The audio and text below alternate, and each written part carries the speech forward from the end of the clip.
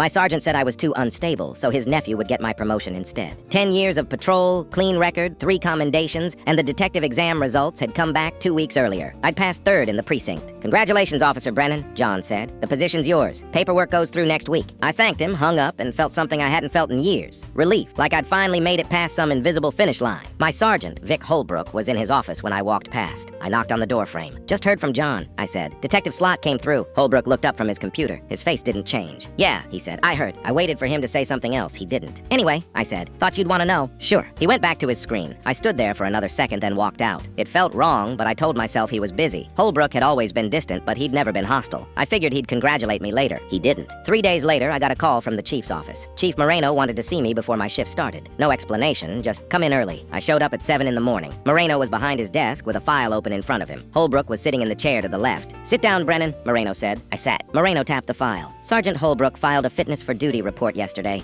He's recommending a mandatory psychiatric evaluation before we finalize your promotion." I stared at him. "What?" "He's documented several incidents over the past few months where he believes you've shown signs of emotional instability and stress-related behavioral changes, PTSD indicators. He's concerned that moving you into investigative work without treatment could be dangerous." I looked at Holbrook. He was staring at the wall behind Moreno's desk. "What incidents?" I asked. Moreno flipped a page. "Elevated stress responses during routine calls, irritability with fellow officers, difficulty de-escalating situations. Holbrook says you've been snapping at him during debriefs and that you've had trouble sleeping." "I haven't snapped at anyone," I said, "and I sleep fine." Holbrook finally looked at me. "You told me 2 weeks ago you were up until 3 in the morning." "I was watching a game," I said. "That's not insomnia." "You also had a verbal altercation with Officer Carmichael last month." "We disagreed about a report," I said. "We talked it out. It wasn't an altercation." Moreno held up a hand. "Brennan, I'm not saying you're unfit. I'm saying the sergeant has raised concerns, and we take those concerns seriously, especially when it involves a promotion to a position that requires sound judgment under pressure." "I've been under pressure for 10 years," I said. "I've never had a single disciplinary issue." "And that's why we're not pulling you off duty," Moreno said. "We're just asking you to go through an evaluation. It's standard procedure when a supervisor flags something." "It's not standard," I said. "You don't send people to psych eval because they stayed up late or disagreed with a coworker." Moreno's face hardened. "Your resistance to this process is exactly what concerns me, Brennan. If there's nothing wrong, the evaluation will confirm that, and we move forward. If you refuse, that tells me something else." I looked at Holbrook again. He wasn't meeting my eyes. "How long do I have?" I asked. "The evaluation is scheduled for Friday," Moreno said. 72 hours. Until then, you're on regular duty. After the evaluation, we'll revisit the promotion." I stood up. My hands were shaking, and I shoved them into my pockets so Moreno wouldn't see. "Understood," I said. I walked out of the office and down the hall to the locker room. I sat on the bench and stared at the floor. 10 years, clean record, 3rd highest score on the exam. And my own sergeant had just tried to destroy my career. Full story on my channel below.